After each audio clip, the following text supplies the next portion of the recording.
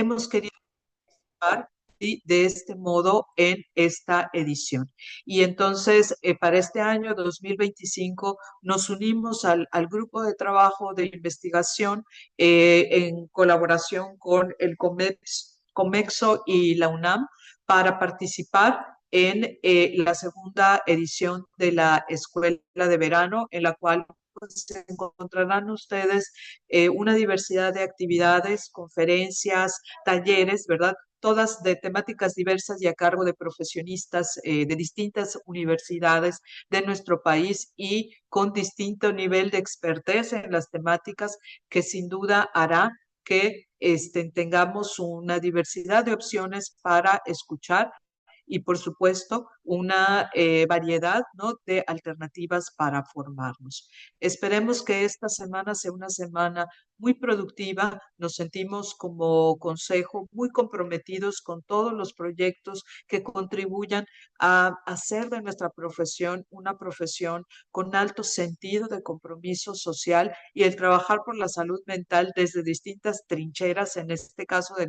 desde las clínicas de atención, ¿sí? Nos parece que es un esfuerzo que tenemos que contribuir todas las asociaciones, también para que podamos fortalecer estos esfuerzos del cuidado en la calidad del ejercicio profesional, que finalmente es lo que busca el proyecto de investigación. Con la información recabada, poder contribuir a opciones, ¿sí?, formativas que puedan hacer que el trabajo que realizamos en estos espacios sea un trabajo muy cuidado, muy profesional, pero sobre todo con alta responsabilidad social. Yo agradezco mucho la posibilidad de que nos hayan abierto las puertas como consejo para participar en esta edición y también para colaborar un poco más adelante, ¿verdad?, en la difusión de la encuesta, ¿no?, la actualización de la encuesta que se está haciendo sobre este tema. Y bien, ya para no extenderme, pues de esta manera, pues consideramos que podemos dar por iniciadas las actividades, siendo las 9:20 de la mañana del día 28 de julio de la segunda edición de la Escuela de Verano. Mucho, mucho éxito para todos, y bueno, aprovechemos muchísimo la semana. Muchas gracias. Muchas gracias. Gracias. Pues sin más, les doy la bienvenida al licenciado Martín, que debe estar por ahí, para que nos pueda apoyar a presentar a la doctora Andrómeda. Él les va a leer la semblanza curricular. Les recordamos que en el sitio del grupo de trabajo se encuentra el programa completo y también se los hicimos llegar a sus correos. Después de esta conferencia tenemos otra conferencia a las 11 con la doctora Shoshana Berenson y luego se reanudan las actividades a las 5 de la tarde. Bien, presento a la doctora Andrómeda Ivette Valencia Ortiz. Es egresada de la licenciatura en Psicología y del doctorado de Psicología de Salud por la UNAM, con especialización en enfermedades crónico-degenerativas en la infancia, especialmente cáncer pediátrico. Actualmente es profesora investigadora de TCP en el Instituto de Ciencias de la Salud en la UAE, donde también funge como jefa en el área académica de psicología y docente en programas de licenciatura, maestría y doctorado. Es investigadora del SNI Nivel 1, miembro de cuerpos académicos y asociaciones nacionales e internacionales como APA, IPA, Corpsimex y el APCO. Actualmente es presidenta del ANPRO. Ha sido académica en UNAM, Universidad Iberoamericana, Universidad de las Américas. Dirige tesis de todos los niveles, colabora como editora de la revista Journal on Basic and Applied Psychology Research, y revisora en diversas revistas científicas y coordinadora de servicios psicológicos integrales de México. Fue responsable de la Clínica de Atención Psicológica del ICSA UAE y jefa del Centro de Servicios Psicológicos Dr. Guillermo Dávila de la Facultad de Psicología de la UNAM, donde logró su certificación bajo la norma ISO 9000. Su línea de investigación se centra en psicología infantil, obesidad, diabetes, epilepsia, ansiedad y depresión. Es autora de libros, capítulos y más de 30 artículos científicos y de divulgación. Ha desarrollado el programa El Juego del Optimismo con enfoque cognitivo-conductual y de psicología positiva, Ha liderado procesos de estandarización de pruebas psicométricas y ha recibido múltiples distinciones por su labor académica, incluyendo la medalla Dr. Juan Romero Romo y premios del CENEIP y la Red Fusión. Le damos la bienvenida a la doctora Andrómeda Ivette Valencia Ortiz. Hola, buenos días. Muchas gracias por la invitación. Me encanta la idea de que estemos reunidos todos esta mañana con este motivo que es tan importante y también pues poder ver caras conocidas y a quienes aprecio mucho, doctora Verónica, doctora Teresa, doctora Carolina y por supuesto al resto de los compañeros que el día de hoy nos acompañan. Pues les agradezco mucho la gentil invitación y también la amable presentación. Y bueno, pues el día de hoy justamente estamos reunidos para iniciar el curso de verano para psicólogos, lo cual me encanta desde el título porque creo que nos refuerza la idea de esta intención de seguirnos actualizando y aprovechar estos espacios y este tiempo para poder incluir las experiencias que todos tenemos en el campo. Y bueno, me voy a permitir compartirles la presentación, si me permiten, para que podamos iniciar. Y bueno, también me gustaría comentarles que cuando estuve pensando en la organización de esta charla, de esta plática, pues pensaba en la posibilidad de compartirla mucho desde la experiencia personal que me ha llevado a tener la oportunidad de estar al frente en su momento de la Clínica de Atención Psicológica, doctor Guillermo Dávila, en la Facultad de Psicología en la UNAM, siendo sin duda una experiencia fundamental en mi formación y también, por supuesto, en la identificación de los retos y las necesidades que tenemos. Y por otro lado, también hablar un poco de la importancia que tienen estos espacios que cubren varias funciones de manera simultánea. De ahí un poco que la charla esté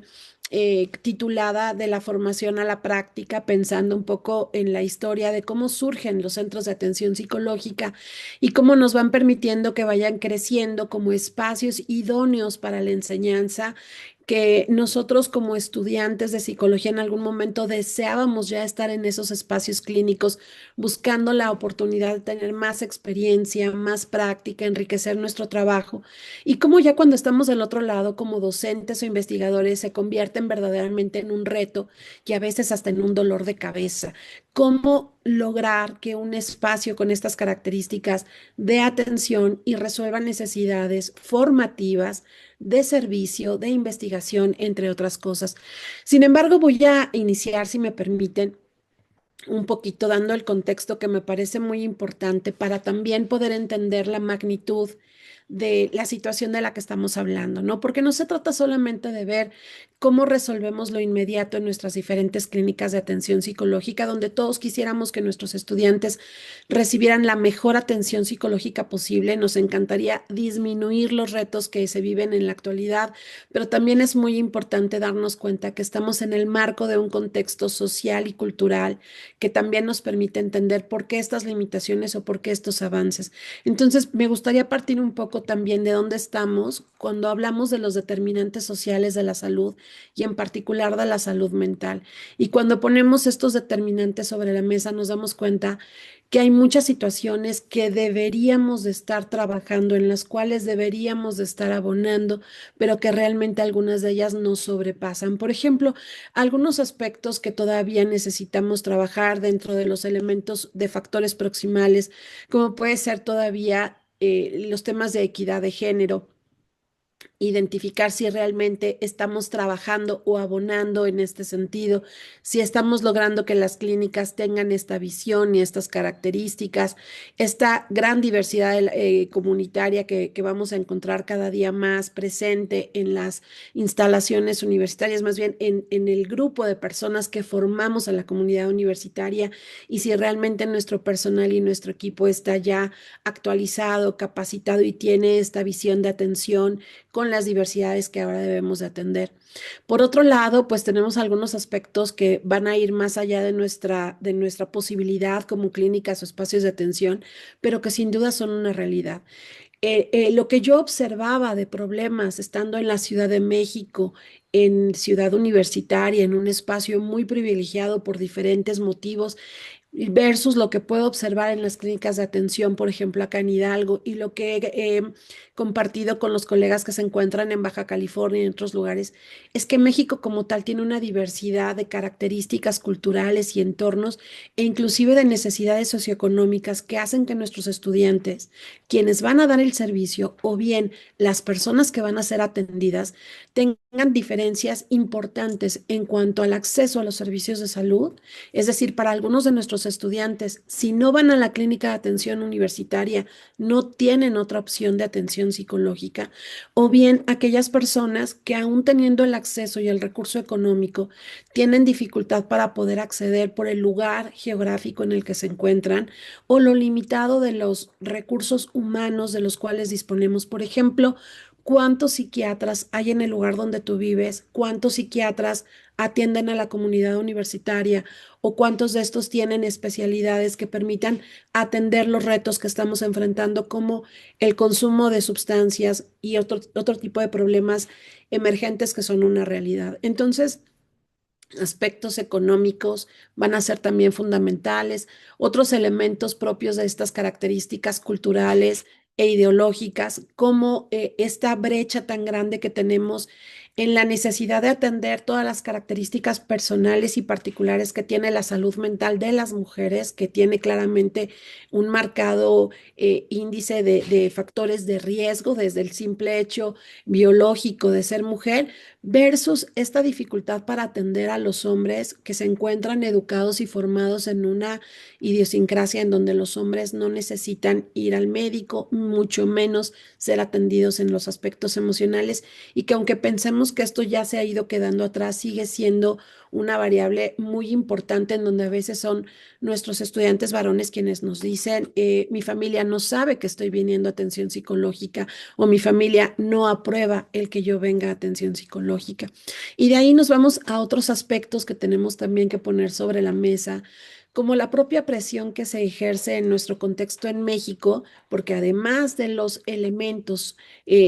o aspectos económicos y sociales, tenemos una realidad que va cambiando conforme a los meses, y a veces nosotros por acá decimos, ya es tiempo de inundaciones, a veces ya decimos, ya es tiempo de huracán, a veces decimos, ya viene septiembre y en la Ciudad de México nos preparamos para salir corriendo por los temblores. Es decir, también hay una serie de eventos asociados que van incrementando la presión emocional y que van haciendo pues que este aspecto de la salud mental de nuestros estudiantes sea todavía un reto mayor. Y en el caso particular de los estudiantes de psicología, nosotros también los estamos preparando para que a su vez sean nuestros propios estudiantes los que estén listos para estar en la primera línea de atención ante desastres naturales y emergencias, cuando a veces ellos todavía no tienen esta capacidad, no solamente en términos del conocimiento teórico, sino de la propia regulación de sus emociones por los aspectos que ellos están viviendo. Entonces pongo este elemento sobre la mesa porque cuando hablamos de los desafíos de las clínicas y lo que vamos atendiendo, pues estos elementos pueden irse moviendo conforme el momento histórico en el que nos encontramos y las situaciones particulares. No me voy a detener mucho a platicarles sobre la historia de la salud mental en México, pero me gustaría que observen ustedes esta pequeña línea del tiempo que nos hace referencia un poco a cómo ha ido cambiando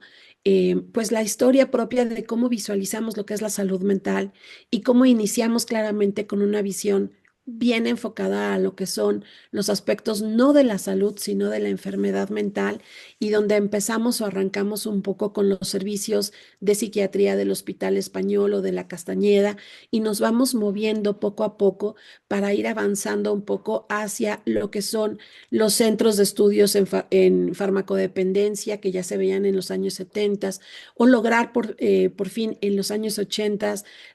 el inicio de lo que es la Ley General de Salud, en donde empezaba a vislumbrarse un poco la importancia de la salud mental, hasta llegar a puntos que son realmente un parteaguas, que son muy importantes, por lo que esto reflejaba como la aparición de la Ley de Salud Mental en aquel entonces del Distrito Federal, y que ahora nos va permitiendo tener elementos que van cambiando, y de ahí hasta el uso de normas mexicanas que van a hablarnos de cómo debe ser un expediente clínico, del tipo de preparación y formación que debería de tener un psicólogo para poder dar atención psicológica. Y aquí nos vamos enfrentando a nuevos desafíos como esta idea de que quien va a brindar la atención psicológica debe de ya tener una formación en posgrado especializada para poderla brindar. Y entonces el reto de cómo entrenar a nuestros alumnos, qué tipo de habilidades y competencias deben de tener si todavía no pueden estar al frente de los procedimientos clínicos, y bien qué ventajas nos da también el ir normalizando en qué momento podemos ya estar frente a un paciente para no tener de repente como estudiantes la idea de que ya terminé la licenciatura y estoy preparado para enfrentar este tipo de atención o de servicios o de prácticas profesionales. Y el más reciente que hemos vivido,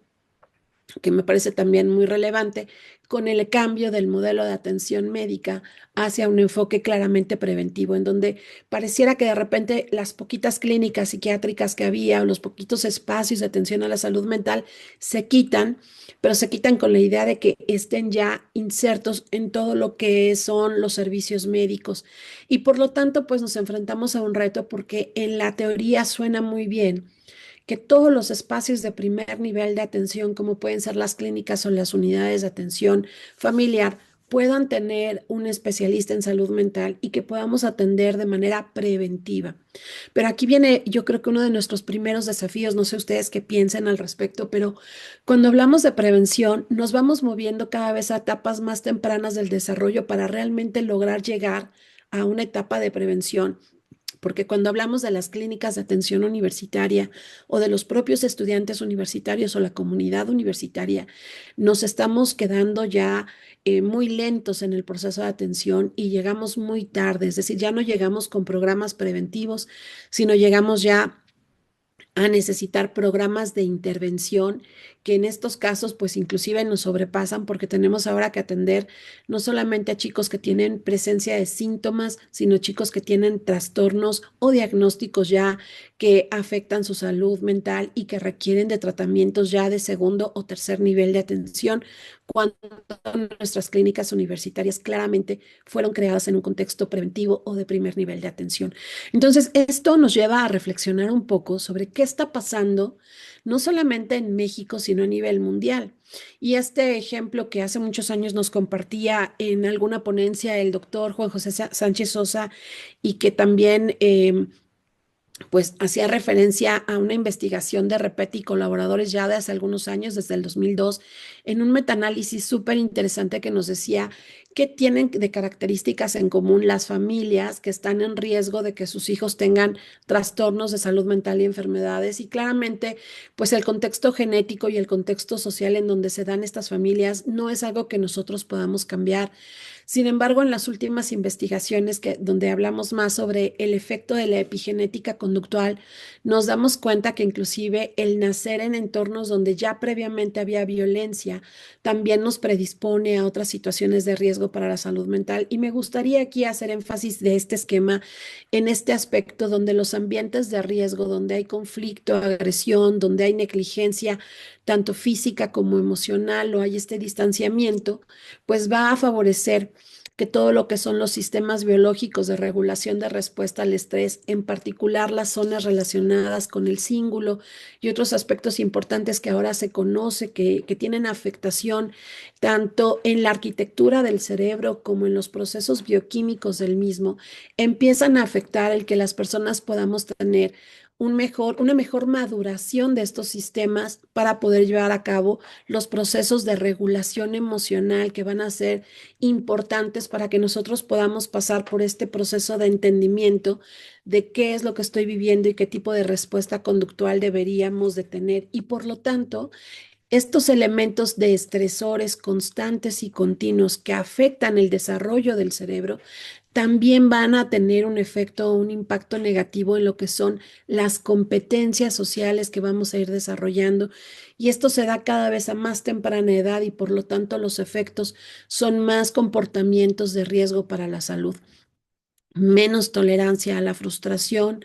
hipersensibilidad a las críticas y a los elementos que están en nuestro entorno, más necesidad de tener conductas de afrontamiento evitativo, como puede ser el consumo de sustancias, y todos estos elementos en su conjunto pues nos llevan a una mayor deserción escolar, a problemas de interacción y por supuesto empiezan presentando síntomas que poco a poco se van convirtiendo en problemas de salud mental y también problemas físicos. Cuando hacemos una revisión un poquito más cercana de cómo se va dando esto, pues vemos que todo este contexto tiene que ver también con dificultades para los procesos de maduración, que nos lleva entonces a que en diferentes etapas del desarrollo, estas habilidades y competencias socioemocionales que deberíamos ir alcanzando desde siendo muy chiquititos, la identificación de tus emociones, hasta el cómo poder entender tus emociones y las del otro, pues van teniendo efectos negativos de forma un poco como en cascada, y la falta de una habilidad o de una competencia de edad temprana, pues nos va generando problemas para ir desarrollando competencias más complejas conforme vamos desarrollando. Y bueno, estos elementos los pongo sobre la mesa por lo que hablábamos en un inicio. La alimentación, el entorno social, las características y los desafíos propios que estamos viviendo, pues nos llevan a darnos cuenta de que nuestros estudiantes van a llegar con nosotros ya a la vida universitaria con múltiples desafíos previos, más los que la vida universitaria les va presentando. Y por lo tanto, pues uno de nuestros problemas más severos ahora que tenemos está justamente relacionado, y puse este como ejemplo porque es uno que nos tiene con mucha preocupación en la actualidad, el tema de cómo se relaciona los problemas de salud mental con el incremento alarmante en sintomatología depresiva o en los casos de intencionalidad suicida, y que son un problema para todas las comunidades universitarias, y que algo que escuchamos, no importa si estamos en la Universidad Autónoma de Baja California hacia el norte del país o si estamos en Mérida, en realidad estamos hablando de que en todas las universidades estamos encontrando más presencia de sintomatología depresiva, más trastornos depresivos y más intencionalidad suicida. Y solamente por poner un ejemplo de lo que estamos viviendo. Entonces, claramente los indicadores pues nos hablan de un incremento importante, nos hablan también de la presencia de grupos muy vulnerables, sobre todo ya no solamente en estudiantes universitarios, sino también en infancias, lo cual nos lleva a preguntarnos, bueno, pues en qué momento deberíamos estar haciendo esta intervención preventiva. Nos hace referencia también de que este es un factor importante a nivel mundial, que sí hay claras diferencias por sexo que pueden ayudarnos a entender mejor cómo hacer campañas especializadas conforme lo que vamos entendiendo sobre estas características y necesidades particulares, pero también nos habla mucho de las barreras que vamos a tener que enfrentar para que los jóvenes universitarios, las personas que están en la comunidad, puedan identificar los síntomas de manera temprana, de manera oportuna, y que puedan llevarnos entonces a una mejor respuesta o atención. Me gustaría poner también sobre la mesa con este ejemplo que les estoy compartiendo de lo que es el tema de la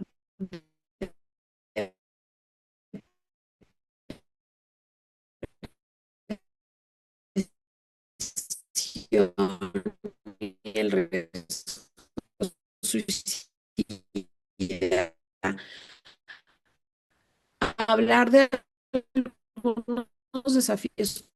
particulares como puede ser, por ejemplo,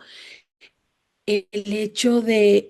como es la medida de que convocatoria o inicio de los ciclos escolares, ya desde el proceso de entrada a la universidad con muchísimo estrés y desafíos, para después encontrarse ante una carrera que va a ser estresante, demandante, con tiempos de estudio muy complicados, y después encontrarnos con los desafíos que ahora tenemos que enfrentar, como pueden ser, por ejemplo, estas largas horas y jornadas de prácticas de servicio social, en el cual también no duermen, no tienen acceso a condiciones de salud mental adecuadas. Y pongo el ejemplo de la carrera de medicina porque creo que es muy obvio para todos nosotros saber un poco cómo es esta demanda o estos ejercicios que ellos tienen que llevar a cabo, pero no es la única carrera en donde se viven este tipo de desafíos y en realidad, pues nuestros estudiantes en el propio proceso de convertirse en universitarios incrementan de forma alarmante sus factores de riesgo para su propia salud mental. Entonces, esto también nos lleva a reflexionar si los espacios universitarios realmente son promotores de la salud y si son promotores de la salud mental o si somos solamente un eslabón más en la cadena de estresores a los que ya viene sometido este joven, esta chica, y que va a tener que sumarle a estos niveles de estrés que ya tiene, pues, estos desafíos de la vida universitaria. ¿Y cómo los vamos preparando para ellos y cómo los vamos manejando?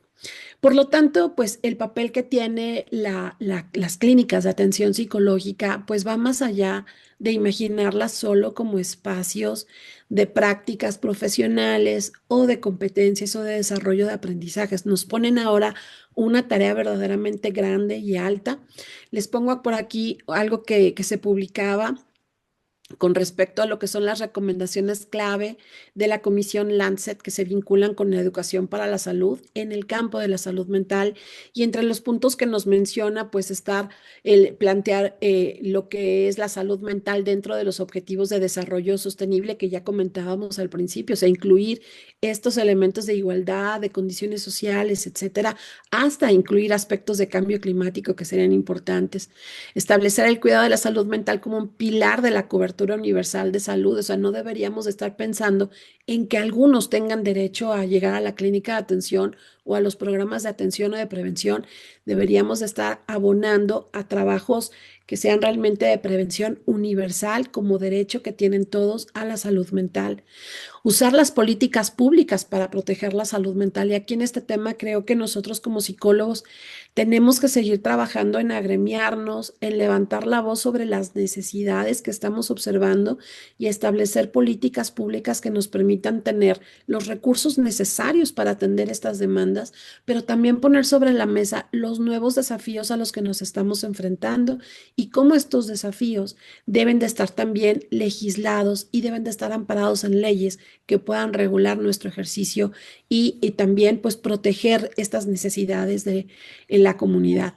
Escuchar e involucrar a personas que hayan vivido la experiencia de la enfermedad mental y esto es otro factor bien importante. Cuando hacemos cuestionarios de satisfacción con los estudiantes universitarios, los niveles de satisfacción con respecto a los servicios de las clínicas universitarias no son necesariamente los mejores. Hacemos lo mejor que podemos con los recursos que tenemos. Prácticamente somos magos al tratar de atender comunidades universitarias muy grandes con número de estudiantes muy amplio con los pocos recursos que se tienen. Pero hay que escuchar cuál es la experiencia de las personas que atienden o que son atendidas en estos espacios, qué les hace falta, en qué momento se vincularon bien con los sectores de salud posteriores o qué es lo que nos está haciendo que no tomemos en cuenta sus necesidades y sus características al momento de ser usuarios de estos servicios. Por supuesto, el invertir en salud lo hacen esta recomendación en términos de los gobiernos, pero también es muy importante que las personas que toman decisiones en nuestros ambientes universitarios también sepan el impacto que tienen invertir en salud y sobre todo invertir en modelos preventivos. Si nosotros atendiéramos más desde que llega el alumno como aspirante hasta que va egresando con modelos preventivos, tendríamos menos necesidad de tener tantos chicos en atención individualizada con problemas realmente que se desbordan y que no pueden ser a veces atendidos en estos espacios. Y bueno, aquí he marcado este en particular porque me parece que es fundamental y que es aquí donde van a converger muchas de las cosas que el día de hoy nos preocupan y nos interesan.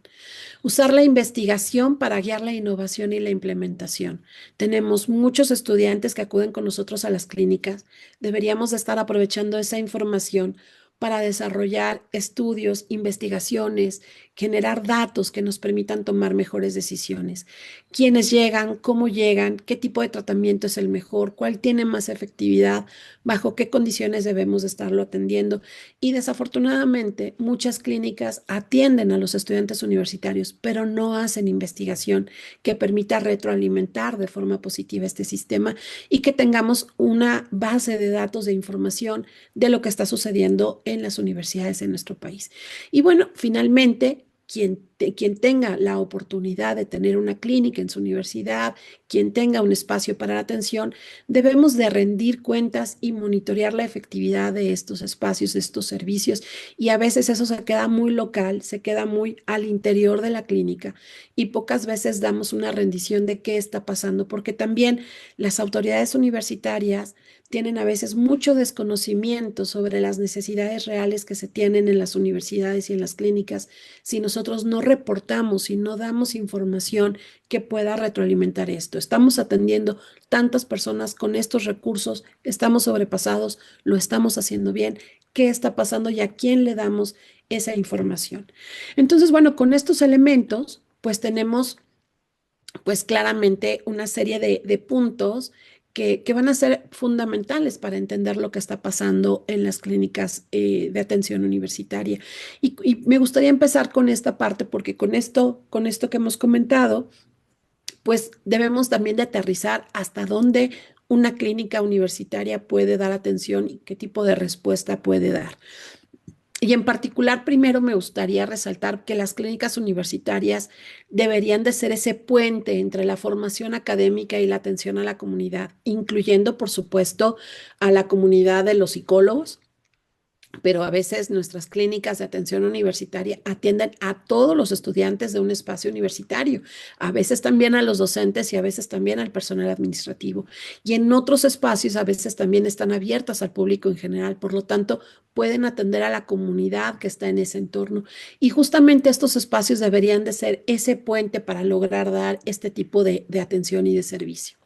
Otro punto bien importante que está relacionado con esto, pues tiene que ver con que es aquí, en estos espacios, en donde vamos a poder nosotros trabajar ese modelo formativo y práctico que tiene que ver con el desarrollo de competencias de los psicólogos. Las clínicas universitarias originalmente, por lo menos en la Facultad de Psicología de la UNAM hace muchos años, iniciaban como un espacio para que ciertos programas educativos tuvieran la posibilidad de que sus estudiantes tuvieran un espacio para ver pacientes en un espacio controlado y organizado y que de esta manera pudieran empezar a trabajarlo. Hace algunos años, cuando estaba yo en el Centro de Servicios Psicológicos Guillermo Dávila, las prácticas clínicas en los espacios de la clínica de atención se organizaban por semestre de acuerdo a competencias que iban desde un aspecto de poco involucramiento del estudiante hasta un mayor involucramiento. Por ejemplo, entrar como observadores en los semestres como quinto, sexto semestre para que ellos vieran cómo se llevaba a cabo, por ejemplo, una entrevista clínica e ir subiendo este nivel para que más adelante ellos pudieran hacer entrevistas de primer contacto, después pudieran hacer evaluaciones, después pudieran desarrollar programas de intervención y después pudieran llegar al punto donde podrían ya ellos ejecutar o implementar esta práctica. Estamos hablando ya en ese punto, por ejemplo, de los estudiantes de posgrado, de las diferentes residencias que ya habían concluido la licenciatura, que estaban bajo supervisión y que ahora tenían la posibilidad también de poder atender a los usuarios de la clínica. Pero bueno, independientemente de qué características tiene quien vaya a la clínica en términos del semestre en el que se encuentre, nos queda claro que este es el espacio idóneo para vincular la teoría con la práctica. Otro elemento importante es que aquí se dan las bases de los modelos de aprendizaje experiencial y supervisado. El estudiante va a aprender a partir de la experiencia, pero siempre en acompañamiento de un supervisor que es un profesional ya formado, que tiene las competencias profesionales para ir guiando, modelando, corrigiendo, enseñando y desarrollando nuevas competencias. Y en ese sentido, pues vamos a encontrar que prácticamente uno de los pilares más importantes como espacio de formación va a ser el papel del supervisor. Entonces, proceso de práctica tendría que estar vinculado con lo que nuestros programas académicos, con lo que el programa de estudio va desarrollando en términos de qué tipo de competencias debería de tener el psicólogo o qué tipo de habilidades debería de estar mostrando. Les decía hace ratito, pues desde el hecho de poder realizar una entrevista de primer contacto, una entrevista a profundidad, una historia clínica, hasta ir desarrollando competencias más complejas como el desarrollo completo de una intervención, materiales de uso clínico, etcétera. Entonces, ¿cuáles son estos elementos formativos que la licenciatura va marcando y cómo la clínica o el espacio de atención supervisado debería de ir marcando en qué momento se pueden ir desarrollando? Igual que en este punto, pues vamos a encontrar que las clínicas en la actualidad deben de tener también mucha claridad sobre cuáles sí son y cuáles no son sus funciones sustantivas. Por ejemplo, decíamos hace rato que hay muchas necesidades y los estudiantes universitarios van a presentarse con nosotros con diferentes aspectos que quieren ser atendidos y dentro de estas funciones la enseñanza va a ser una de las más importantes. Se puede dar atención individual, se puede dar atención grupal. También es un espacio importantísimo para enseñarle a los psicólogos habilidades y competencias en relación a la evaluación psicológica, pero también con el uso de las nuevas tecnologías, como puede ser que aquí aprendan en estos espacios a manejar equipos de retroalimentación biológica que de otra manera no tendrían acceso a ellas. También el poder implementar estrategias innovadoras como las que pueden tener en algunos espacios, como las técnicas, por ejemplo, de realidad virtual o el trabajar con poblaciones muy específicas como pueden ser niños o adultos mayores. Entonces, en general, las clínicas debemos de ir aterrizando, pues, cuáles son esas funciones. Y tenemos claro entonces algunas de estas que son importantes. Las clínicas deberían o en su origen estaban enfocadas hacia la docencia, la investigación, la vinculación y la extensión. Así que el trabajo que tienen es realmente grande en ese sentido. Y hablamos de vinculación y extensión, sobre todo a aquellas universidades en donde dan atención a público en general y se vinculan con la comunidad en su entorno o estos espacios donde puede haber intercambio de estudiantes que vengan de otros espacios o de otros ambientes educativos a realizar prácticas en estos espacios clínicos. Y bueno, pues principalmente en este modelo que originalmente nos llevaba a lo que es la atención primaria, la salud mental,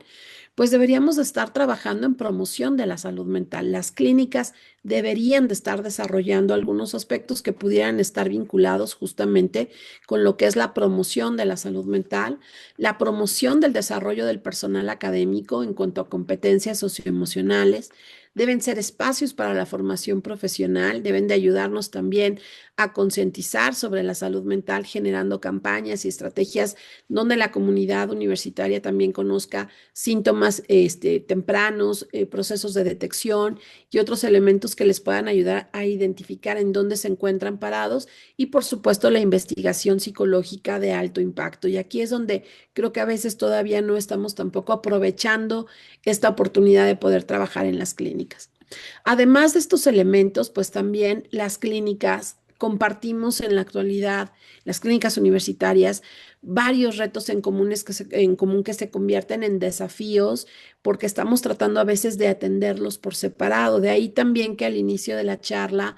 ya lo comentaban también las doctoras, es muy claro que esta iniciativa se tiene que dar cuando, bueno, se da como respuesta a estas necesidades y estos desafíos que se están viviendo, pero la mayor respuesta la vamos a obtener en el momento en el que empecemos a trabajar en conjunto y logremos entonces poner sobre la mesa cómo le estás haciendo tú desde tu lugar de trabajo para resolver estos desafíos y qué estoy haciendo yo desde mi trinchera para ver qué es lo que mejor resultado nos puede dar y cómo estamos atendiendo estos desafíos que a veces los percibimos o los identificamos como si solo nosotros los estuviéramos viviendo cuando en realidad pues son desafíos comunes que estamos experimentando. El primero es que se ha identificado que por lo general la infraestructura de las clínicas de atención psicológica es limitada, que no se cuenta con los espacios adecuados para poder trabajar y que en algunos casos estos espacios, aunque fueron desarrollados ex profeso para ser clínicas de atención universitaria se encuentran saturados. Algunas recomendaciones nacionales e internacionales nos hablan de que estos espacios universitarios deberían de tener consultorios individuales, de 3 a 10 consultorios por lo menos, dependiendo del número de personas que son atendidas en los espacios. También tener espacios para la atención de terapia grupal o para brindar talleres de 1 a 2 espacios como mínimo. Tener una sala de reuniones y de supervisión clínica, y aquí nos vamos a enfrentar también a otro desafío. Muchos espacios universitarios no cuentan con espacios especializados para la supervisión clínica, que es el principal pilar del ejercicio de estas clínicas. Tener cubículos de atención online y de realidad virtual, que durante la pandemia fue como muy evidente que se necesitaban incorporar también, y que es otra competencia profesional que deben de tener nuestros psicólogos. El psicólogo debe saber atender de manera presencial, de manera híbrida y de manera online, conociendo todos los lineamientos éticos y de manejo profesional que se deben de dar en cada una de estas circunstancias de atención, y otros elementos como puede ser, por ejemplo, contar con una adecuada sala de recepción y de espera, así como un adecuado espacio para archivo clínico. Y muchas de nuestras universidades no tienen específicamente un espacio de archivo clínico, y otros elementos que pueden ayudar a enriquecer el trabajo que se tenga en las universidades, como una testoteca, un espacio donde se pueda acceder a las pruebas, conocerlas, manejarlas, calificarlas, etcétera, así como espacios especializados, como puede ser tener equipos de biofeedback o retroalimentación biológica, y en la actualidad inclusive, pues todos estos elementos que pueden que pueden ir cambiando dependiendo de las nuevas técnicas que se van a ir utilizando para la atención de diferentes problemas de salud mental.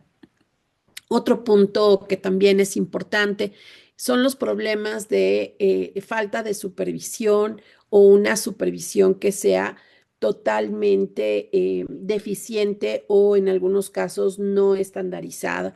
En este sentido, pues lo que vamos a encontrar es que en muchas ocasiones no tenemos el suficiente personal para que se pueda dar todo lo que es la supervisión, o esta supervisión no está estandarizada, así que dependiendo del supervisor que te toque, será una supervisión más estrecha, más acompañada, o simplemente estará cubriéndote como en este espacio de si asiste o no asiste el alumno, pero no desarrollando las competencias que estamos esperando. Y aquí también nos vamos a enfrentar a un desafío bastante importante, que es quién capacita al supervisor y cuáles son los lineamientos que deberíamos de tener todas las clínicas para hablar de que un supervisor está bien entrenado y está listo para brindar esa supervisión clínica. Otros elementos que claramente no son exclusivos de las clínicas de atención psicológica, sino que vivimos constantemente, es la desigualdad en los modelos de atención, y que esto nos lleva a tener una amplia gama de opciones, que no necesariamente es negativo, pero al no estar estandarizados y al no tener supervisores que puedan observar las mismas competencias, nos convierte esto en un desafío. De tal manera que el modelo de atención 1 versus el modelo de atención 5 pueden tener todos o pueden tener grandes fortalezas, pero si cada supervisor atiende o maneja distintos elementos, ¿cómo podemos asegurar que la atención que están recibiendo los pacientes sea la adecuada y que el modelo que sea elegido sea el idóneo para su problemática? Y bueno, esto se relaciona mucho con la falta de protocolos basados en evidencia, y esto que hablábamos al principio de la necesidad de tener investigación que nos permita vincular estos puntos. Entonces, una invitación urgente e importante es que en las clínicas de atención universitaria deberíamos ya de contar con protocolos que puedan ser compartidos entre las diferentes universidades, que nos hablen de elementos básicos para la atención de la depresión, de la ansiedad, del intento suicida, del consumo de sustancias y de muchas otras problemáticas que son constantes en nuestros entornos universitarios, y que desafortunadamente cada uno va haciendo lo mejor que puede sin que necesariamente haya un protocolo unificado. También tenemos que enfrentar en la actualidad casos complejos con recursos limitados. Ya decíamos hace rato Por ejemplo, los chicos que requieren tratamiento farmacológico, pero que no contamos con un apoyo de un psiquiatra o de un especialista que le pueda dar esa atención o ese seguimiento, y que cuando hacemos referencias a otros sectores de salud, como puede ser un hospital psiquiátrico, pues enfrentamos el reto de saber que este paciente le urge la atención especializada, pero que probablemente no la va a recibir porque estos espacios de atención están claramente saturados. Un ejemplo de lo que nosotros en la Universidad Autónoma hicimos el año pasado fue desarrollar este protocolo de urgencias psicoemocionales en ambientes universitarios, en donde se destaca pues la importancia de las redes de apoyo psicológico, la importancia de la capacitación del personal, el que el protocolo no puede estar solamente enfocado a la atención de la crisis, sino más bien intervenciones comunitarias de carácter preventivo, la importancia de la colaboración interinstitucional, y de hecho esta actividad que estamos haciendo justo ahora es un importante ejemplo de estos esfuerzos interinstitucionales, y trabajar porque haya intervenciones que se empiecen a gestar ahora y que vayan desarrollando estos componentes a largo plazo. Y bueno, pues de este ejemplo que les comparto, pues también nos vamos a la importancia que tienen los sistemas de registro, de supervisión y manejo confidencial de la información. Los protocolos o las estrategias de supervisión deberían de contar también con elementos comunes como algún tipo de rúbrica o elemento que nos permita ir registrando y observando esa supervisión. Y por otro lado también cómo les enseñamos a los estudiantes el manejo del expediente clínico como otra pieza fundamental para el manejo de competencias profesionales, y que en el ambiente universitario son muy importantes, porque a veces el propio estudiante, por alguna situación, es quien atiende a uno de sus compañeros, y por lo tanto tenemos ahí problemas que pueden convertirse en problemas de manejo de la información, hasta problemas de carácter ético, para asegurar que los estudiantes puedan recibir la atención libre de estigma, de prejuicios, o que su información no sea mal utilizada en estos entornos, y que a veces, precisamente porque son mis propios compañeros quienes me van a atender, el no buscar la ayuda o no acceder a este tipo de servicios. Y bueno, todos estos elementos de los que estamos hablando, pues tenemos que también aterrizarlos en qué vamos a hacer para poder fortalecer lo que ya tenemos ahora. Y con esto me gustaría ir cerrando nuestra plática, ¿no? ¿Qué se necesita? ¿En qué deberíamos estar enfocando nuestros esfuerzos para que las clínicas de atención puedan ir mejorando? Y uno de los más importantes que considero ahora debemos también de poner sobre la mesa es contar con marcos éticos y legales que nos permitan un proceso de actuación mucho más claro, más eficiente, más rápido, que estos marcos éticos y legales los conozcan nuestros estudiantes, que sepan qué es lo que se está haciendo y hacia dónde van estos procesos. Por ejemplo, esta parte de la importancia de la especialización, de contar con posgrados particulares para poder brindar atención, entre otros elementos que puedan ser importantes. Por supuesto, la supervisión basada en competencias. Creo que aquí tenemos un área de oportunidad enorme para seguir trabajando en mejorar los servicios que brindamos en las clínicas, y no dejar de lado el papel que tiene el supervisor, las competencias que debe tener el supervisor y el apoyo emocional que necesitan las personas que dan atención en las clínicas universitarias, porque hemos estado platicando mucho de la necesidad de la comunidad universitaria, pero el psicólogo que atiende en la clínica universitaria es el primero en tener una elevadísima vulnerabilidad a tener burnout o a tener un desgaste emocional, inclusive por exceso de empatía. Estamos enfrentando desafíos constantes que no podemos resolverle al estudiante, y eso genera muchísimo agotamiento en el propio psicólogo que atiende aquí. Y por supuesto, la formación continua, espacios como el que estamos viviendo el día de hoy, donde podemos compartir experiencias, donde podemos escuchar qué están haciendo en otros espacios, qué vamos a necesitar,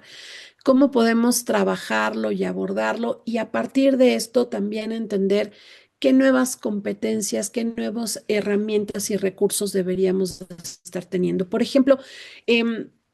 el que nuestros estudiantes, quienes participan en los servicios de atención en estas clínicas universitarias, los supervisores, los docentes, cuenten con el acceso a las mejores estrategias de evaluación, las más recientes, que puedan tener también conocimiento de nuevas técnicas de intervención, que puedan actualizarse en esas estrategias. Y esto a veces nos representa un desfasamiento importante con respecto a la actualización de los programas educativos, considerando que en las clínicas les vamos a dar atención y vamos a ir capacitando conforme el programa educativo, pero a veces ese programa educativo no se ha actualizado y por lo tanto no estamos enseñando las mejores estrategias posibles para las problemáticas que se están viviendo y tener también esta posibilidad de poner sobre la mesa que lo que hoy necesitamos y lo que estamos aprendiendo va a ir cambiando conforme la realidad social de nuestro país y del entorno y por lo tanto tenemos la necesidad de estar en constante formación. Y aquí el reto más importante que le veo no es que no estemos conscientes de esto, creo que todos compartimos la idea de que la capacitación y la formación continua son fundamentales, sino también hablar un poco de el tiempo que tienes para poder estar en formación continua. Estoy segura que muchos de los que hoy nos acompañan y de que están conectados con nosotros el día de hoy, tuvieron que hacer un paréntesis en sus actividades y que estar invirtiendo en estar con nosotros implica también reorganizar su agenda o estar en dos cosas al mismo tiempo porque a veces estamos sobresaturados de actividades. Muchos de nuestros clínicos que dan atención en las clínicas universitarias son también docentes, tienen que estar frente a grupo, tienen otras actividades y entonces el espacio, el tiempo para podernos formar se va limitando y se va haciendo un componente más de estrés, más que un componente que nos pueda enriquecer o que pueda aumentar estas habilidades que tenemos. Y bueno, hay que trabajar también fuertemente por vincularnos con redes de salud mental y aquí tenemos otra área de oportunidad muy importante para las clínicas que es el que establezcamos un contacto, no solamente para hacer la referencia a un hospital o a una clínica particular o con alguna institución de salud en lo general, sino entender qué estrategia deberíamos de tener de manera institucionalizada para que nuestros estudiantes puedan recibir una atención especializada y que puedan entonces enriquecer este trabajo de tal manera que no queden las referencias o las canalizaciones al aire y que después, un tiempo más adelante, nos demos cuenta que nunca recibieron atención, sino establecer un puente sólido, vínculos particulares, convenios y estrategias con los espacios de salud mental para que realmente demos este colchón y este soporte a las necesidades que tienen nuestros estudiantes. Y bueno, voy a cerrar con el punto de la innovación porque me parece que uno de los retos que tenemos y que se está planteando a nivel mundial es que pues los servicios de salud mental son insuficientes, ¿no? Esto no es una novedad, no es algo que nos sorprenda tampoco, sabemos todos que no contamos con el número suficiente de psicólogos, que no contamos con el número suficiente de psiquiatras, que no hay suficiente espacio. ¿Qué vamos a hacer al respecto?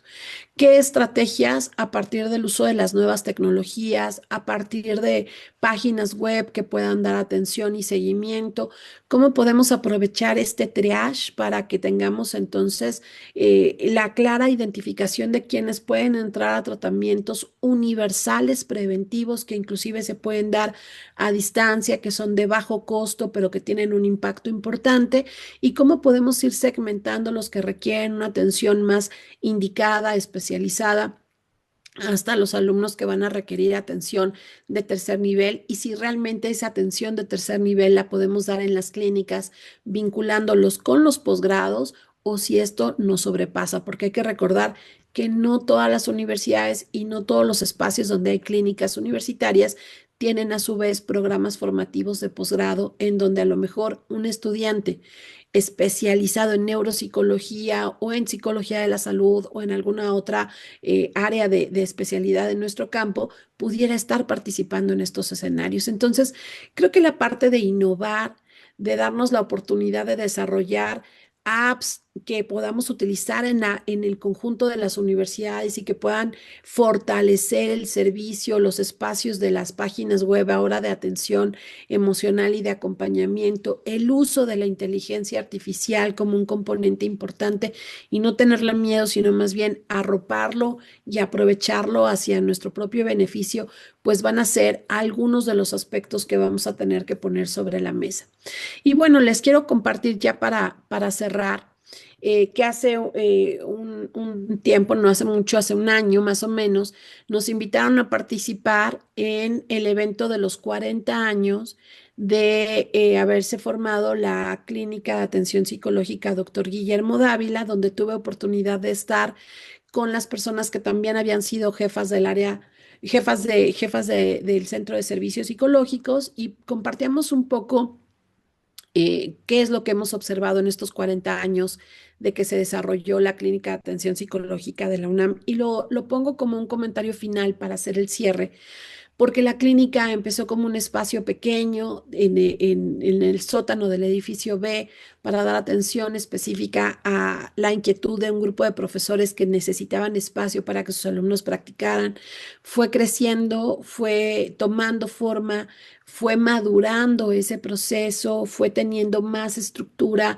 hasta que llegó el punto en donde estaba lista, por ejemplo, para certificarse en programas de calidad como es el ISO 9000, que llevó y puso sobre la mesa retos de los que ya hemos comentado, por ejemplo, cómo unificar un expediente cuando tenemos diferentes modelos teóricos, cómo poder organizar la estructura de que vamos a dar un servicio de manera paralela a la formación, cómo poder enfrentar y cómo poder manejar estos retos que el día de hoy hemos estado comentando y que a pesar de que la clínica de atención de la UNAM tenga 40 años de haberse iniciado, sigue viviendo importantes retos en el presente. ¿Y cómo vamos a lograr manejarlo? ¿Y qué es lo que decíamos ese día que nos reuníamos todas y todos en este evento conmemorativo? Que tenemos que estar sensibles a compartir las experiencias previas, tenemos que estar sensibles a los cambios de la realidad que estamos viviendo, pero también abrazar las nuevas actividades que tenemos, poder potencializar los recursos, aunque estos sean breves o sean pocos, para que podamos atender las necesidades de la comunidad educativa. Así que bueno, pues de mi parte sería todo. Voy a dejar unos minutitos antes para que podamos compartir algún tipo de información o podamos intercambiar preguntas. Me encanta la idea de que podamos estar el día de hoy pues compartiendo este espacio, que podamos tener la oportunidad de platicar sobre este tema tan relevante. Y pues bueno, nuevamente agradecer a las organizadoras, a las instituciones que participan el día de hoy y por supuesto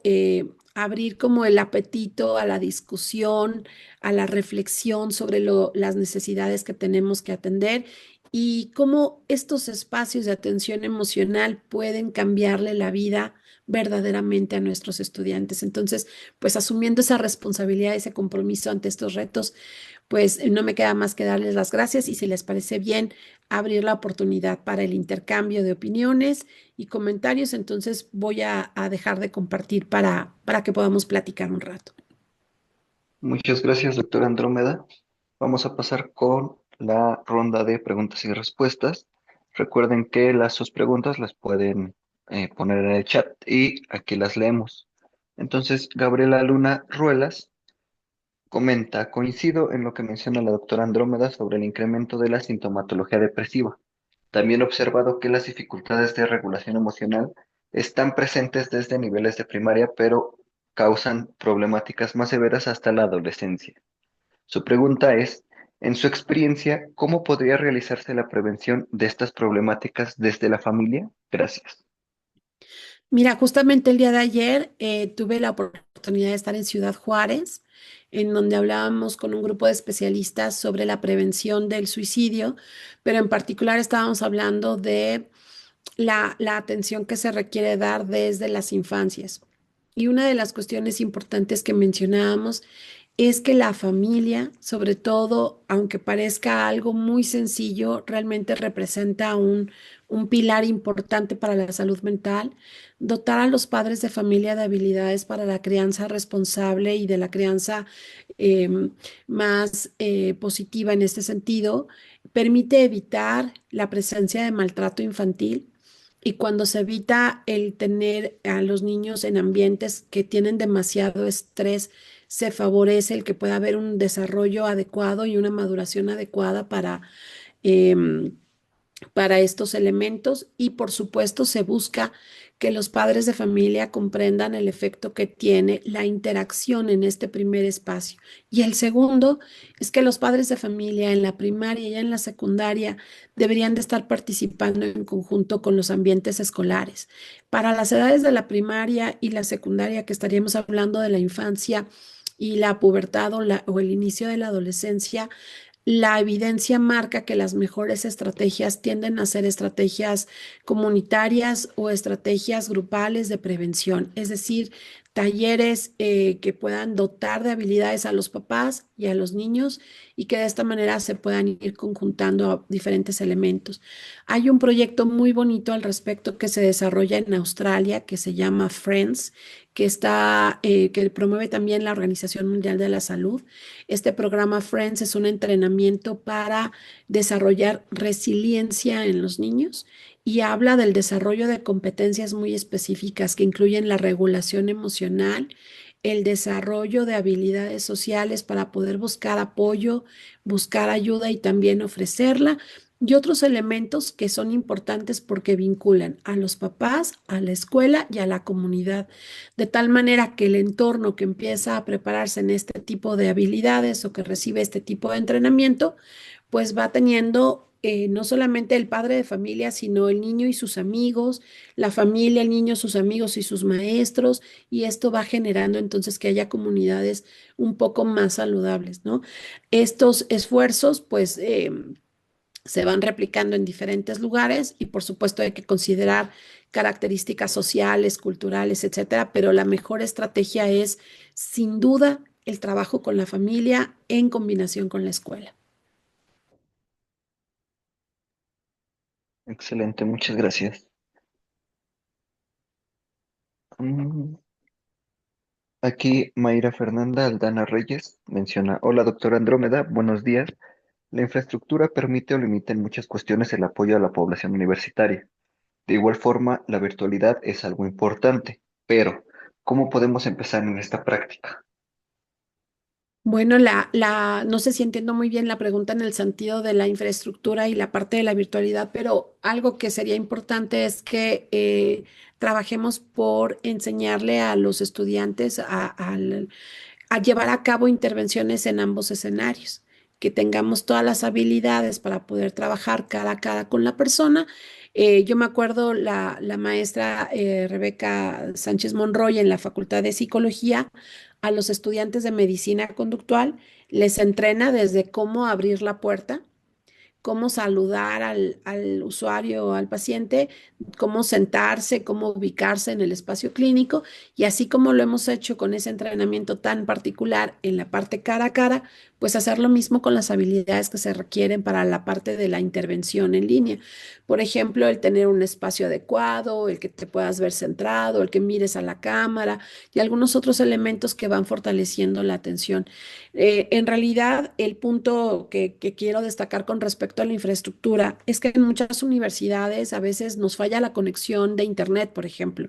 Entonces puede sonar maravilloso tener atención en línea, pero si en mi universidad no hay esas características para poder dar atención en línea, no va a ser viable. Algunas veces tenemos muy buenas ideas sobre cómo dar, por ejemplo, intervenciones grupales,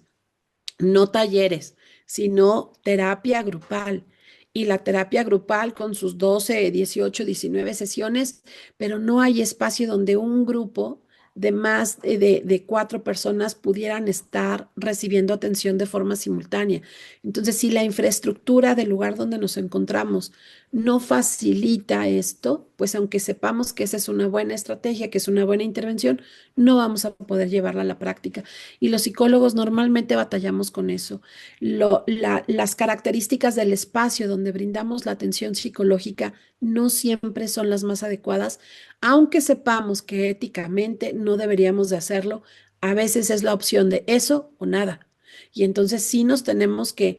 preocupar un poco por estas condiciones, porque si no, pues no podemos brindar la atención que queremos, ¿no? Y a veces esto está fuera del alcance del psicólogo. La infraestructura la pone en nuestra universidad o la pone en nuestros espacios, no la podemos desarrollar directamente nosotros. Bien, un poco relacionado a esto, me imagino, Jennifer Gómez Gloria menciona, como instituciones, ¿cuáles son las vías o instrumentos para capacitarnos en el desarrollo de estas clínicas? Esa me parece que es una excelente pregunta. No sé si la doctora Verónica o la doctora Tere o alguna del equipo sepa esta parte, pero hasta donde yo tengo entendido, no hay un protocolo unificado que le dicte a las universidades qué sí debe tener una clínica o qué no. Lo que sí te puedo decir, aprovechando que estamos en el marco del CNIP, es que cuando nos visitan, sí nos preguntan si hay una clínica y sí nos preguntan qué tipo de atención damos en la clínica. Pero no hay, hasta donde yo sepa, un protocolo unificado que diga, la clínica debe de contar con mínimo, vamos a suponer, 3 psicólogos por cada 100 alumnos o una cosa así. No lo hay y creo que eso nos ayudaría mucho también a hablarle a nuestras autoridades y decirles, esto es una necesidad. O cosas básicas como, por ejemplo, que el psicólogo que brinda atención tome descanso entre pacientes, porque la otra es que tenemos a veces a los pobres psicólogos de las clínicas universitarias, y aquí no me dejará mentir el coordinador de la clínica de la Universidad de la Autónoma donde estoy yo, de la UAH, el maestro José Ángel Castillo, que está con nosotros ahorita en la reunión, donde tenemos de repente al psicólogo que da atención, luego vuelve a dar atención, luego vuelve a dar atención y apenas tiene tiempo para comer. O sea, también la salud mental del psicólogo, porque a veces estamos muy comprometidos, queremos atenderlos a todos y a veces se nos olvida nuestra propia salud mental. Entonces, creo que no hay un protocolo y lo dejamos aquí por la mesa, ¿verdad? Doctora Vero, como una tarea, pues que debería o estos ejercicios que estamos haciendo ahora nos deberían de llevar a ese siguiente paso, ¿no? A poner sobre la mesa qué necesitamos. Carla Torres menciona, ¿podría profundizar un poco más en los sistemas de registro? ¿Qué tipo de sistemas y cómo es su proceso? ¿Está estandarizado o es por áreas? Muchas gracias, Carla. El tema de los registros y de la sistematización viene en nuestro país regulado por las normas de manejo del expediente clínico, que nos dicen que debe de haber cierta información básica para el trabajo con los pacientes, pero la sistematización va a depender mucho del lugar donde te encuentres. Existen algunas áreas de calidad, algunos protocolos de calidad o algunos elementos que a veces vamos a encontrar donde tienen, por ejemplo, que utilizarse códigos especiales para poner el número de expediente, por ejemplo, las siglas del terapeuta o el año en el que se inicia el servicio, hasta procesos para el archivado de los materiales, porque legalmente el expediente clínico se utiliza para fines, por supuesto, de atención psicológica, pero también se convierte en un documento legal. ¿Cuánto tiempo lo almacenan en tu universidad? ¿Qué características tiene? El saber que el expediente clínico no puede salir del espacio de la clínica, que debe de permanecer ahí porque es un documento que lleva información que es confidencial, que es privada y que puede poner en riesgo a la persona. Imaginémonos que yo como terapeuta o como estudiante de prácticas no me dio tiempo de alcanzar a llenar todas mis notas clínicas y se me hace fácil guardar en la mochila el expediente, me lo llevo a mi casa y me quedo dormida en el transporte y me roban la mochila y junto con la mochila se va el expediente. O lo traigo en la mochila, alguien que me pide, no sé, un libro que llevo guardado, ve el libro, saca el expediente y se queda con información que es confidencial. Entonces, desde esos aspectos de cómo vamos a dar este paso 1, paso 2 en elaboración, hasta modelos actualizados de sistematización, porque ahora tenemos la posibilidad de digitalizar los expedientes y de tener sistemas donde se pueden ir almacenando. Y lo que se hace en otras universidades o en otras clínicas, por ejemplo, es que hay un código para el expediente y lo puede revisar el pediatra, el psiquiatra, el psicólogo, el nutriólogo, y entonces todos usamos esa información y qué acceso tiene cada especialista para estos datos. Por ejemplo, el nutriólogo necesitaría saber toda la información del caso clínico o necesita tener solo acceso a cierta información. Pongo esto como ejemplo, no, sería maravilloso que nuestras clínicas universitarias tuvieran nutriólogo, activador físico, médico y demás. Yo sé que esto es un sueño en este momento, pero en los hospitales la sistematización de la información incluye quién tiene acceso a qué, cómo le damos el acceso y bajo qué características vamos a permitir que puedan interactuar con esa información o no. Y esto también nos habla de un hueco legal importante, porque hay que también em, gestionar qué debería de tener ese expediente universitario, quién debería de manejarlo y cómo se debería de archivar. Por el momento, lo que nos dicen las leyes es que el archivo o el expediente clínico se guarda aproximadamente 5 años y después ya se puede eliminar, se puede borrar, etcétera. Sin embargo, pues el estudiante llega con nosotros en primer semestre, lo vamos a guardar durante toda su carrera, lo vamos a guardar mientras está en el posgrado, cuánto tiempo, quién lo guarda, dónde lo guarda, quién tiene acceso a eso. Son preguntas que pues son importantes de ir aterrizando. Justamente en esa dirección, Analia Maidana comenta qué implicaciones legislativas tiene la autonomía de las universidades al momento de realizar registros clínicos y tratamientos psicofarmacológicos en instituciones universitarias hacia el alumnado o trabajadores. Aquí vuelve a aparecer otra pregunta que también creo que está relacionada con estos huecos que no quedan muy claros, porque las clínicas universitarias no son necesariamente hospitales o no están normados, no tienen como que darse de alta, por ejemplo, ante la Secretaría de Salud. No sé si esto sea una ventaja o una desventaja porque deberíamos de estar registrados, estamos dando un servicio de salud.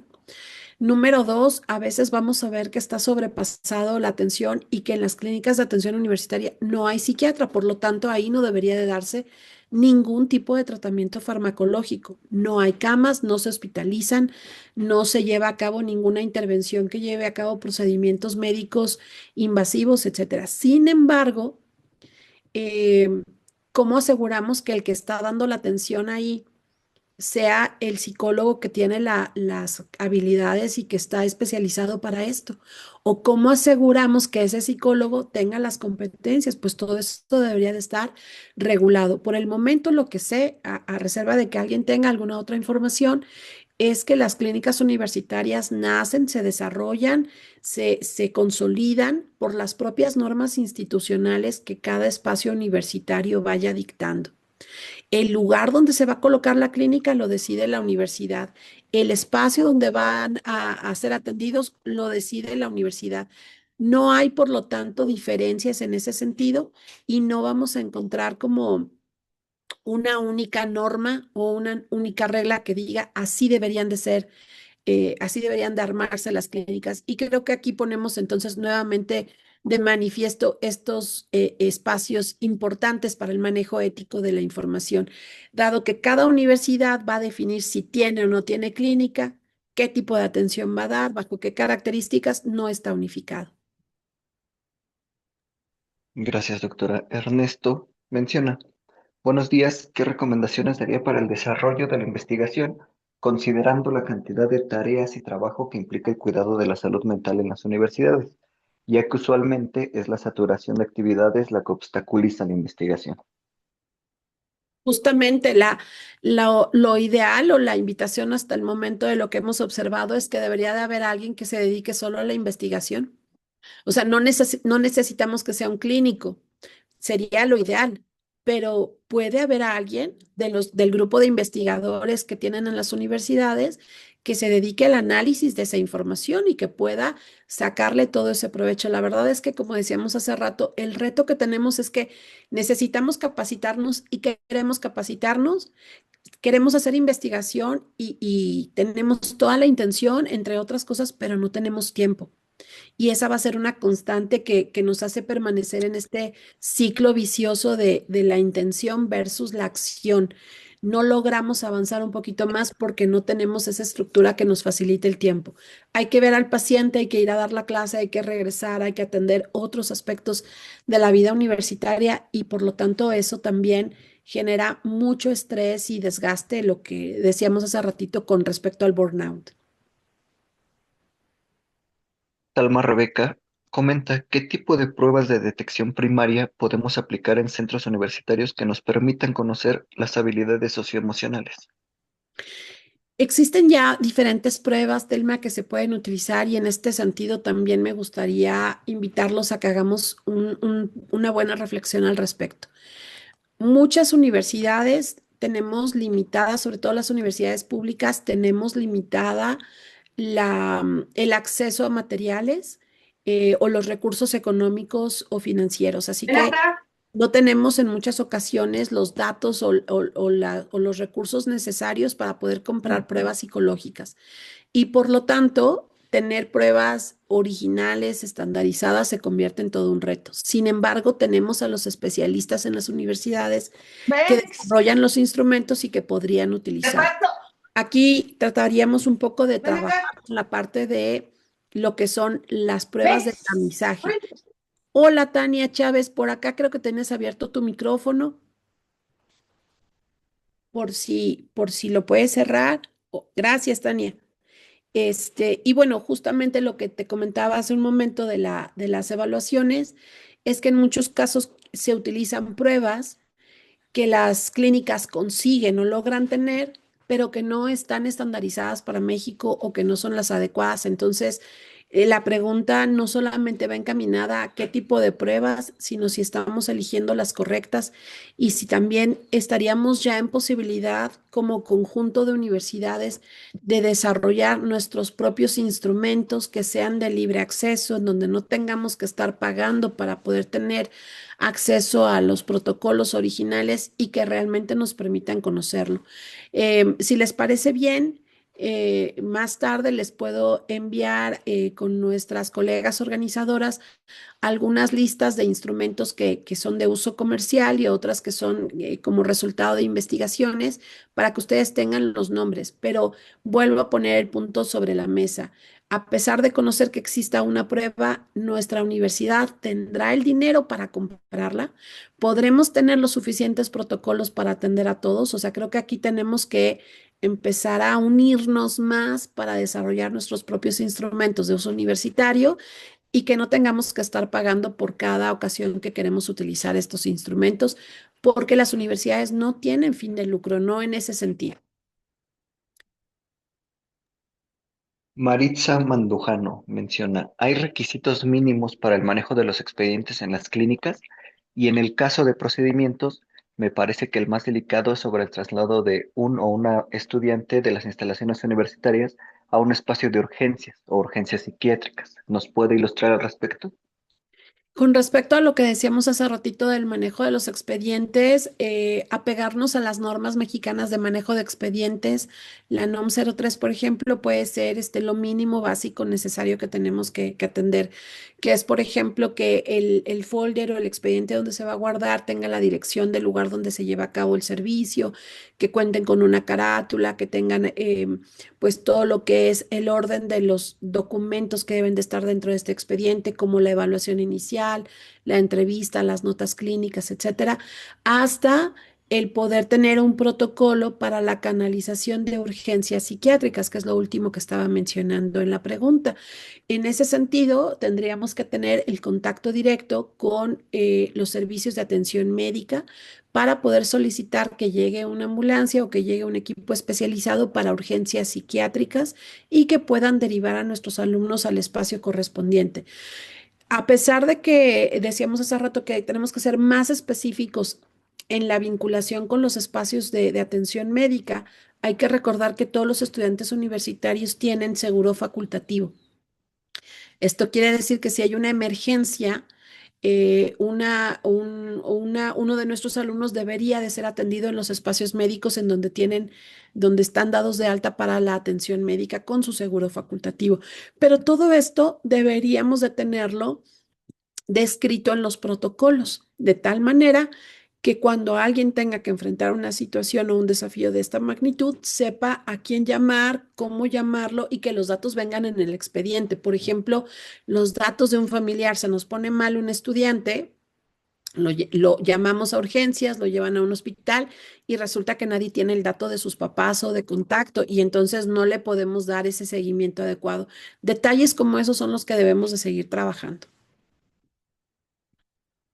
Pregunta de Lilia López.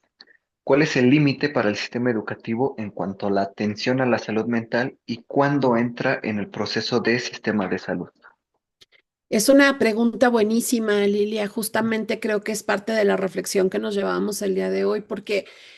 se nos está pidiendo que demos una atención como si nosotros fuéramos el sistema de salud mental de esa comunidad y nosotros tuviéramos la responsabilidad de dar la atención en todos los sentidos, cuando el origen de las clínicas es un origen formativo, teórico, práctico. Entonces, dónde termina la parte formativa de nuestros estudiantes de psicología y dónde empieza la responsabilidad de una clínica que va a atender a la comunidad universitaria? Porque en realidad no está claro ese límite y no está claro hasta dónde alcanzan estas competencias. Yo les decía hace ratito que dentro de las funciones de las clínicas está la formación, la investigación, la vinculación y la extensión, pero estos elementos son los que en general tienen como objetivo las universidades. Pero ¿en qué momento nos convertimos en el espacio que va a dar respuesta a los huecos que existen en el sistema de salud para poderle dar atención a tantos estudiantes que no tienen acceso a un psicólogo, que no tienen posibilidad de ir con un particular, que no tienen una buena evaluación o que están viviendo situaciones de riesgo, ya sean constantes, sistematizadas o inclusive em, que sean emergentes? Entonces, el límite no queda claro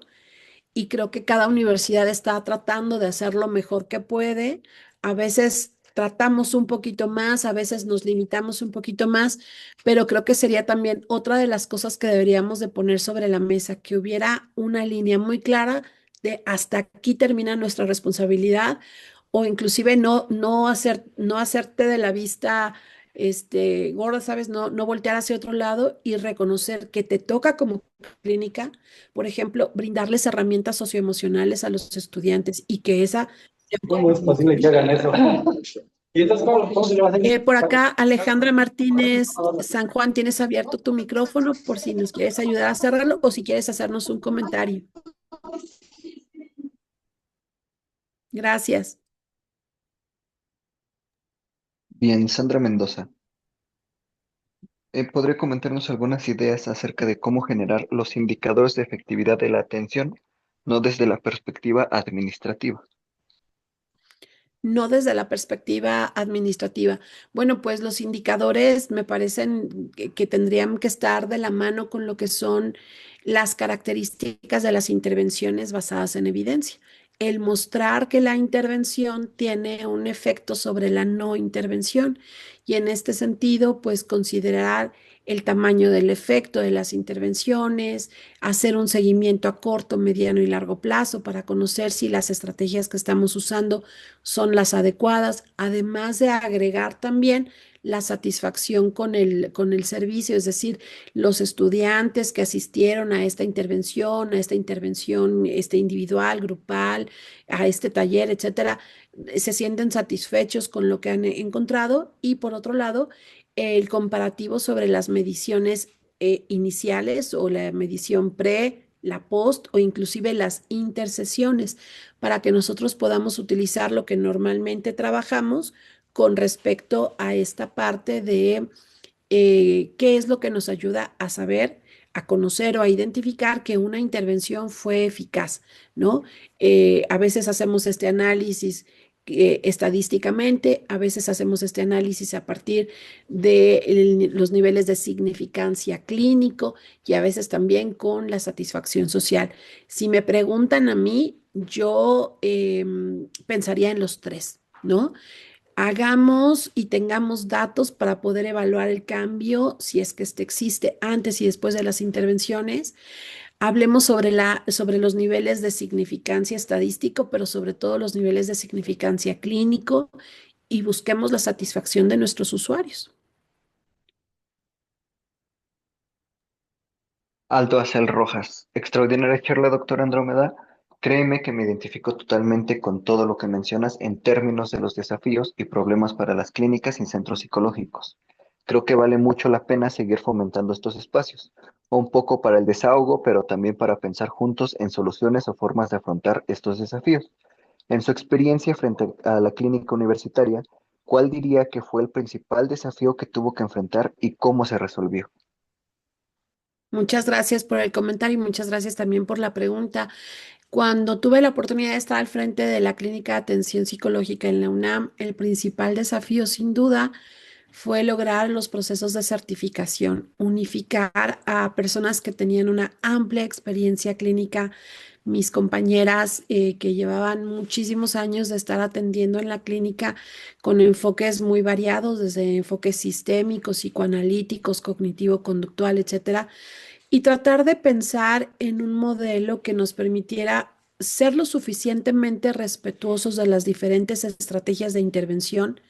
pero que al mismo tiempo nos permitiera hablar de calidad, hablar de que estábamos dando un servicio que verdaderamente tuviera un impacto en los universitarios o en las personas con las que estábamos trabajando, fue uno de los principales retos. Y si la pregunta iba enfocada cuando estuve ya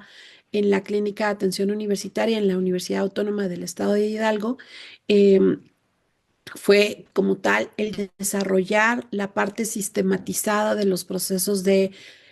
atención inicial, la parte de la evaluación y el triage para el seguimiento, es decir, arrancar esa primera parte, porque esto implicó generar un cambio en la visión que tenían los propios estudiantes y los docentes sobre qué es y qué no es la clínica de atención psicológica. Pero estoy segura que ahorita que hacías esta pregunta, todos los que estamos aquí reunidos y que estamos atendiendo en las clínicas de atención universitaria, vamos a coincidir en que diariamente enfrentamos retos muy específicos, muy prácticos. Desde dónde voy a atender a este usuario o ya no hay espacio o de repente me están pidiendo que atienda una emergencia y no tengo tiempo, ya tengo programados otros pacientes. Es decir, en general creo que todos compartimos muchos de esos desafíos. Flower Caixo Salazar menciona, tengo dos preguntas. Respecto a las clínicas universitarias psicológicas, ¿estas pertenecen a algún nivel del sistema de salud y qué normativa las regula? Tenía entendido que los profesionales sin cédula no pueden atender, tener contacto con usuarios, pero me surge duda por la figura de la supervisión y que los estudiantes de psicología aprendan habilidades allí. Tengo dudas sobre la figura del supervisor. ¿Existe alguna normativa nacional que defina su perfil? ¿Hay un límite establecido sobre cuántas personas puede supervisar? Las clínicas universitarias, es lo que mencionábamos hace ratito, deberían de estar reguladas por el sector salud o deberían de estar solamente normadas por sus propios lineamientos universitarios. Es algo que todavía no queda claro. Hace ratito lo comentaba y le hacía y ponía la pregunta para la doctora Verónica Boeta también, si alguna de ustedes conocía o sabía de esto, pero en realidad, hasta donde tengo entendido, las clínicas universitarias surgen como espacio de prácticas y para poder hacer las prácticas están vinculados con la población. Por lo tanto, no existe en este momento específicamente para las clínicas de atención universitaria este punto. Sin embargo, muchas de las universidades que las tienen están también certificados por Cifrus. Tienen ya toda una serie de requerimientos para poder desarrollar habilidades en profesionales de la salud, que es justamente esta estrategia. Entonces, creo que ahí viene lo que mencionábamos hace ratito de empezar a unificarlo, generar a partir de estos espacios la necesidad de que sí exista una normativa y tener más claridad sobre si estamos normados por la universidad o por los ambientes o por las instancias de salud, para que eso también vaya regulando lo que hacemos, lo que podemos hacer y lo que no podemos hacer. Y con respecto a la parte de la cédula profesional, efectivamente, para poder atender a un paciente necesitas tener una cédula profesional, pero para desarrollar las habilidades clínicas en un ejercicio práctico escolarizado, no necesitas tenerla. Es decir, bajo la supervisión de tu profesor, que sí tiene una cédula profesional, tú puedes llevar a cabo una entrevista. Va a guiarte y tiene un fin formativo. El paciente debe conocer que quien te está atendiendo es un estudiante en formación y debe conocer que detrás de ese estudiante hay un profesional que cuenta con la cédula, la capacitación, que está acompañando ese servicio. Y eso se lo tenemos que dar a los pacientes desde que firman el consentimiento informado para ser atendidos en la clínica. Ahí se debe de decir que la clínica es un espacio formativo y que por lo tanto puede recibir atención de alguna persona en formación siempre que esté bajo supervisión clínica. ¿Qué características tiene el supervisor? ¿Cómo se regula su ejercicio? ¿Hay un límite establecido para poder hacer supervisiones y demás? Es algo que también se necesita regular, por lo que les decía hace rato. ¿Quién supervisa al supervisor? ¿Qué características tiene? ¿Cómo fue formado? ¿Quién lo formó? ¿Cuáles son sus competencias o quién valida esas competencias? Lo que sí sabemos es que el supervisor tiende a ser el maestro, el docente o el psicólogo clínico y que éste ya tiene a su vez su cédula profesional. Y esto es muy parecido a cuando el maestro de psicometría le pide a sus alumnos que apliquen una prueba y es el maestro de psicometría quien da su cédula profesional para que puedan adquirir los protocolos y los puedan utilizar. Pero todo esto es algo que necesitamos justamente ir atendiendo y que el CNI y todas estas organizaciones que ahora están vinculadas a este ejercicio, pues están tratando de entender, de identificar y de sumar a estas necesidades que tenemos.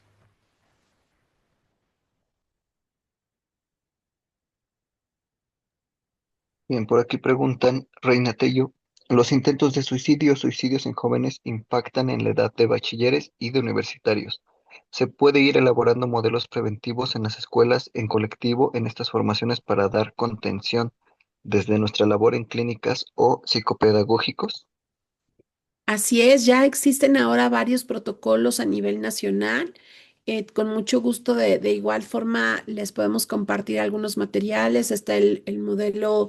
que desarrollaron en la UNAM. Están también otros modelos que se han publicado en la Secretaría de Salud. Hay unos que están trabajados también por la Secretaría de Educación Pública.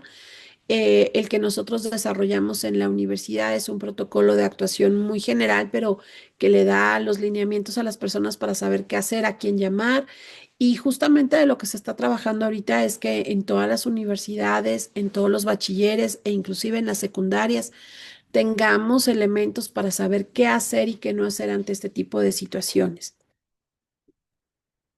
Bien, última pregunta de Elia Coutle. Respecto a la importancia de los protocolos, ¿qué hacer cuando hay estudiantes con alguna condición mental y presentan una crisis en el salón de clase?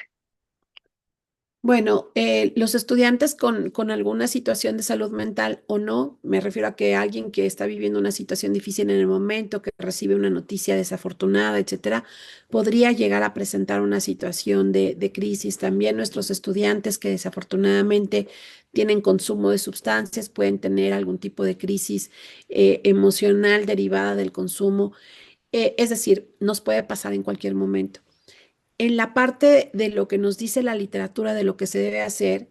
se debe de contar con un equipo de atención para emergencias en las clínicas psicológicas, en las clínicas universitarias, que puedan ayudarnos a dar contención a esos casos y que puedan ser soporte para los docentes y que puedan también orientar a los grupos, a los compañeros, para saber qué hacer y qué no hacer. Si en la universidad no hubiera ese equipo de contención o quien lo da no estuviera presente,